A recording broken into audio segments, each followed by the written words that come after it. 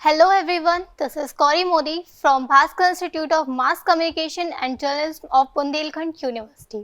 So today I would like to welcome Dr. Pratibha Arya, who is the head of Institute of Home Science. So ma'am हम आपसे start करते हैं। हम जानना चाहेंगे आपकी जर्नी एक स्कूल स्टूडेंट से लेके एक यूनिवर्सिटी के इंस्टीट्यूट के कोऑर्डिनेटर से। Thank you Gauri. मेरा नाम डॉक्टर प्रतिभा आर्या, मैं coordinator institute of home science Bundelkhand university Jhansi. मेरी स्कूलिंग फर्स्ट से लेके पीजी तक कानपुर में हुई है और जिसमें स्कूलिंग मेरी विद्या मंदिर या अविनाश ज्ञान नीड वहाँ पे स्कूल थे, वहाँ से की। और यूजी मैंने जो under graduation BSc home science की वो चंद्रशेखर आज़ाद एग्रीकल्चर यूनिवर्सिटी कानपुर, और पीजी मैंने की है वहीं से सीएसए से ही चंद्रशेखर आज़ाद एग्रीकल्चर यूनिवर्सिटी कानपुर से। मेरी PG MSc food and nutrition से है और मेरी जो पीएचडी है वो मेरी बुंदेलखंड यूनिवर्सिटी से होम साइंस डिपार्टमेंट से, और मैं यहाँ पर बुंदेलखंड यूनिवर्सिटी में लगभग 2001 से as a assistant professor work कर रही हूँ। सो मैम आगे हम जानना चाहेंगे कि इंस्टीट्यूट ऑफ होम साइंस में क्या क्या कोर्सेज ऑफर होते हैं और क्या क्या क्वालिफिकेशंस की नीड होती है। हमारी यूनिवर्सिटी में जो होम साइंस डिपार्टमेंट है उसमें क्या कहते हैं हम बीएससी होम साइंस के बाद जो स्पेशलाइजेशन है जो पीजी कोर्सेज हैं उसमें MSc home science in food and nutrition, MSc home science in human development family studies, MA home science and PhD in home science course को ऑफर करते हैं। इसमें जो बीएससी होम साइंस की एलिजिबिलिटी है वो आपकी 10+2 है, जो क्या कहते हैं 50% मार्क्स पे आर्ट्स एंड साइंस दोनों स्ट्रीम को हम लेते हैं। और जो आपके एमएससी फूड एंड न्यूट्रिशन की जो एलिजिबिलिटी है वो बीएससी होम साइंस या बीएससी आपका फूड साइंस से बच्चा किया हो स्टूडेंट, या एफएसटी हो या बीएससी बायो हो, वो सारे बच्चे जो विद क्या कहते हैं 50% मार्क्स हैं उनको हम क्या कहते हैं एलिजिबल है। और जो एमएससी एचडीएफएस है जिसको हम human development and family studies के नाम से भी जानते हैं, उसमें क्या कहते हैं सिर्फ बीएससी होम साइंस और बीएचएससी होम साइंस एलिजिबल हैं 50% पे। और जो एमए होम साइंस है उसमें बीए के जो होम साइंस के बच्चे हैं, जो बीए के गर्ल्स हैं, वो 45% मार्क्स पे एलिजिबल हैं।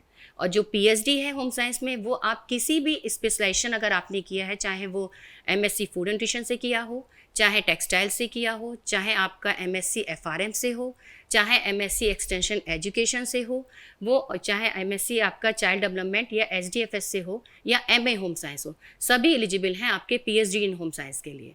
लेकिन जो क्राइटेरिया है हमारा एडमिशन का, जो हमारे बीएससी होम साइंस, एमएससी और आपका एमए, उसके लिए डायरेक्ट एडमिशन है मेरिट बेस पे, और जो पीएचडी होम साइंस है उसके लिए यूनिवर्सिटी आपका एग्ज़ाम कंडक्ट कराता है, उसके थ्रू आपके एडमिशन लेते हैं। लेकिन अगर किसी ने आपका नेट क्वालिफाई किया हुआ है या जेआरएफ पहले से है तो यूनिवर्सिटी का जो आपका एग्ज़ाम है उसको वो नहीं देना पड़ता, और पीएचडी में वो डायरेक्ट क्या कहते हैं एलिजिबल हो जाता है एडमिशन के लिए। तो मैम हम आगे बढ़ते हैं। आपसे एक जो मेन हमारा क्वेश्चन है वो है कि सब बच्चे ज़्यादातर पूछना चाहते हैं जो पोस्ट ग्रेजुएशन और ग्रेजुएटेड हैं होम साइंस डिपार्टमेंट से, तो उनके लिए करियर अपॉर्चुनिटीज़ क्या होंगी। पहली बात तो ये जो मैं एक चीज़ क्लियर करना चाहूँगी आप लोगों के इस इंटरव्यू के थ्रू कि जो बीएससी होम साइंस को लोगों के मन में एक मिसकॉन्सेप्शन है कि हम क्या कहते हैं होम साइंस खाना बनाना या क्या कहते हैं कुछ इसके लिए अपॉर्चुनिटी नहीं है, ये बिल्कुल ही गलत है। क्योंकि बीएससी होम साइंस के बाद आप स्पेशलाइजेशन में हमारे पास 5 एरिया मिलते हैं, जिसमें कि क्या कहते हैं आपका एमएससी फूड एंड न्यूट्रिशन होता है, एक आपका फैमिली रिसोर्स मैनेजमेंट होता है, एक आपका एक्सटेंशन एजुकेशन है, एक human development and family studies है, एक आपका क्लोथिंग एंड टेक्सटाइल है। ये 5 एरिया होते हैं जो हम बीएससी होम साइंस के बाद किसी में भी अगर हमारा जिसमें इंटरेस्ट होता है हम उस एरिया में जा सकते हैं। अगर और इसी एरिया के अकॉर्डिंग हमारी जो जॉब अपॉर्चुनिटीज़ हैं वो अलग अलग हो जाती हैं। जैसे अगर मान लीजिए हमने एमएससी फूड एंड न्यूट्रिशन से आपने एमएससी करी है, तो जो भी आपके हेल्थ सेक्टर हैं, आपने देखा होगा कि आजकल बहुत ज़्यादा हेल्थ सेक्टर्स पे गवर्नमेंट भी क्या कहते हैं जोर दे रही है। तो आपका हेल्थ आपके कोऑर्डिनेटर होते हैं, एजुकेटर होते हैं, हेल्थ कोडर होते हैं, आपके डाइटिशियन हैं, न्यूट्रिनिस्ट हैं आपके, वो आप एमएससी फूड एंड न्यूट्रिशन के थ्रू आप कर सकते हैं, जिसमें कोई ज़रूरी नहीं है कि आपको गवर्नमेंट ही की अपॉर्चुनिटी मिले। इसके अलावा आप एक प्राइवेट सेक्टर में भी जा सकते हैं, जो आपके हॉस्पिटल्स होते हैं, जैसे कि आपका एम्स है उसमें एज अ डाइटिशियन आप जा सकते हैं, जो भी आपके गंगाराम हॉस्पिटल है, वहाँ पे भी हमारे बच्चे काम कर रहे हैं, डाइटिशियन के रूप में काम कर रहे हैं। कई आपके प्राइवेट हॉस्पिटल हैं, वहाँ भी काम कर रहे हैं। और खुद तो कुछ बच्चों ने अपना खुद का भी क्या कहते हैं यूट्यूब चैनल या खुद प्राइवेट प्रैक्टिस करके आपका as a nutritionist and dietitian के रूप में काम कर रहे हैं। अब यहीं पर अगर और यदि आपको गवर्नमेंट जॉब में जाना है तो जो आपका निन है, जो आपके एग्रीकल्चर यूनिवर्सिटीज़ हैं, केवीकेज़ हैं आपके, उसमें आप as a subject matter specialist भी काम कर सकते हैं। इसके बाद अगर मान लीजिए आपने स्पेशलाइजेशन में हमने फूड न्यूट्रिशन ना करके फैमिली रिसोर्स मैनेजमेंट को चुनते हैं, तो उसमें आपका जो फैमिली रिसोर्स इंटीरियर डिज़ाइनर आपके होते हैं, आपके क्या कहते हैं रिसोर्स मैनेजमेंट मैनेजर होते हैं, उसके रूप में भी आप क्या कहते हैं जॉब आपके पास होती है। इसके बाद आपके अगर मान लीजिए हमने चाइल्ड डेवलपमेंट से एमएससी करी है, तो आपके क्या कहते हैं जो काउंसलर होते हैं, जो साइकेट्रिस्ट होते हैं, वो आपकी क्या कहते हैं जो भी आपकी मेंटली प्रॉब्लम है या आपके एनजीओज़ हैं, जो आपके सीडीपीओज़ होते हैं, उसमें भी आप जा सकते हैं।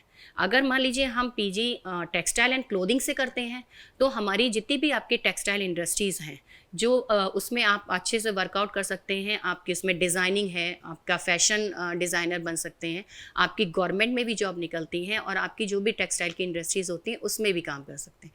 तो आपके बीएससी होम साइंस के बाद आप जिस सब्जेक्ट में आपका इंटरेस्ट होगा पीजी में करने का, आप उसी के अकॉर्डिंग आप अपनी जॉब को ले सकते हैं। जैसे कई बच्चे कोका कोला में भी हैं, पार्ले जी में भी हैं, आपके अमेजॉन में भी काम करते हैं। तो डिफरेंट टाइप के आपके प्राइवेट सेक्टर भी हैं और डिफरेंट टाइप के आपके गवर्नमेंट सेक्टर भी हैं, जिसमें ये इसको कोर्स को करने के बाद जॉब मिल सकती है। सो मैम, सबसे ज़्यादा क्वेरीज आती हैं प्लेसमेंट को लेके, तो बुंदेलखंड यूनिवर्सिटी क्या प्रोवाइड करती है प्लेसमेंट अपॉर्चुनिटीज़ में, आप वो थोड़ा सा बताइए। बुंदेलखंड यूनिवर्सिटी जो भी हमारे गवर्नमेंट जैसे हॉस्पिटल्स हैं, जब हमारे बच्चे इंटर्नशिप के लिए जाते हैं तो 6 मंथ की इंटर्नशिप होती है। तो जब बच्चे उसमें जाते हैं तो मैक्सिमम बच्चे क्या होते हैं कि जब वो 6 मंथ का करते हैं तो एक उसी समय जिन हॉस्पिटल्स में जा रहे हैं तो वहाँ पे या तो रिक्रूटमेंट उनका हो जाता है, या फिर उसके बाद आपका जो भी रिक्रूटमेंट कंपनीज़ हैं, जो आपके कोका कोला है, आपका अमेजॉन है, या आपका ये पार्ले जी है, जो भी आपके सोयाबीन फ्लोर जहाँ बनते हैं, या आपके जहाँ नमकीन वगैरह या फूड प्रोसेसिंग प्लांट होते हैं, वहाँ पे बच्चे जाते हैं। और मैक्सिमम जो हम लोगों ने देखा है कि जो हमारे यहाँ से बच्चे पास आउट होते हैं, लगभग 80% बच्चा जो है वो क्या कहते हैं डिफरेंट टाइप के हॉस्पिटल्स में आपके वर्कआउट भी कर रहा है, जैसे दिल्ली भी है। और कुछ बच्चे अपने एंटरप्रेन्योर भी उन्होंने काम कर रखा है, और काफ़ी उनका जो हम देखें उनका इनकम है वो काफ़ी अच्छी है, जिसमें कि मैं नाम भी लेना चाहूँगी यहाँ पे। एक डाइटिशियन कनिका खन्ना है, जो क्या कहते हैं दिल्ली में काम कर रही है, जो यहाँ की पास आउट स्टूडेंट है। इवन वो अपना भी काम कर रही है, अपोलो से उनका टाई अप है हॉस्पिटल से, और वो खुद भी क्या कहते हैं अपने आप में कुछ बच्चों को या स्टूडेंट को वो रखे हुए, मतलब इतना मतलब आगे बच्चे एंटरप्रेन्योर भी हैं कि कोई ज़रूरी नहीं है कि वो गवर्नमेंट जॉब के लिए वेट करें कि निकलेगी तब हम भरेंगे, वो खुद भी काम कर सकते हैं बच्चे। और काफ़ी बच्चे हमारी यूनिवर्सिटी से प्लेसमेंट उनका हुआ भी है, और काफ़ी जगह अच्छी जगह पे वर्कआउट भी है।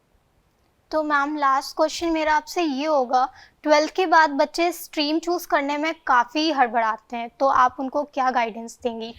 मैं सबसे पहले तो जो हमारे बच्चे इंटर के बाद, जैसे किसी का होता है सपना कि हमें डॉक्टर बनना है, लेकिन हो सकता है कुछ सर्कमस्टांसेस ऐसी होती हैं कि हम डॉक्टर नहीं बन पाते, लेकिन हमको हेल्थ सेक्टर में जाना है, तो उसके लिए मैं उनके लिए तो सजेस्ट करूँगी कि वो बीए ना करके या तो वो बीएससी होम साइंस करें। जो इंटर के बच्चे, चाहे वो आर्ट्स के बच्चे हों, तो वो अगर बीएससी होम साइंस करेंगे तो उसके बाद उनके पास 5 एरिया स्पेशलाइजेशन के होंगे। अब वो डेवलप होता है कि बच्चे का इंटरेस्ट कैसा है।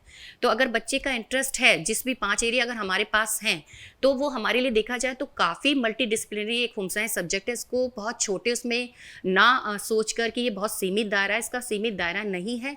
मैक्सिमम बच्चे बहुत मल्टीटास्किंग भी आते हैं जो बीएससी होम साइंस करते हैं। तो जो बच्चे इंटर में साइंस ले रहे हैं, आर्ट्स ले रहे हैं, उनके लिए तो मैं स्पेशली कहना चाहूँगी कि वो बीए की तरफ ना जाके बीएससी होम साइंस को अगर वो करेंगे तो वो उनके लिए जॉब अपॉर्चुनिटी भी क्या होगी, अच्छी होगी। दूसरी चीज़ मैं कहना चाहूँगी, एक बहुत ज़्यादा यहाँ पे जो बुंदेलखंड में बच्चों के लिए गलत वो है कि जो बच्चे आर्ट साइड के होते हैं, उनका ये कहना होता है कि हम बीएससी होम साइंस नहीं कर सकते क्योंकि हम साइंस के नहीं हैं, आर्ट्स के हैं। लेकिन जो आपका बीएससी होम साइंस सब्जेक्ट्स है वो आर्ट्स में भी आता है और साइंस में भी आता है। ये बोथ उसके लिए है कि जो बच्चा साइंस से कर रहा है वो भी वो कर सकता है, और जो आर्ट्स के बच्चे उनके अगर अंदर ये गलत फहमी है कि हम साइंस में चले जाएंगे। कुछ लोगों को हम लोगों ने देखा है कि लोगों ने कहा है कि तुम आर्ट्स हो, तुम साइंस नहीं कर सकते हो, क्योंकि ये बीएससी होम साइंस है, बीएससी है तो साइंस आर्ट्स वाले साइंस में नहीं जा सकते, लेकिन होम साइंस के साथ ऐसा नहीं है।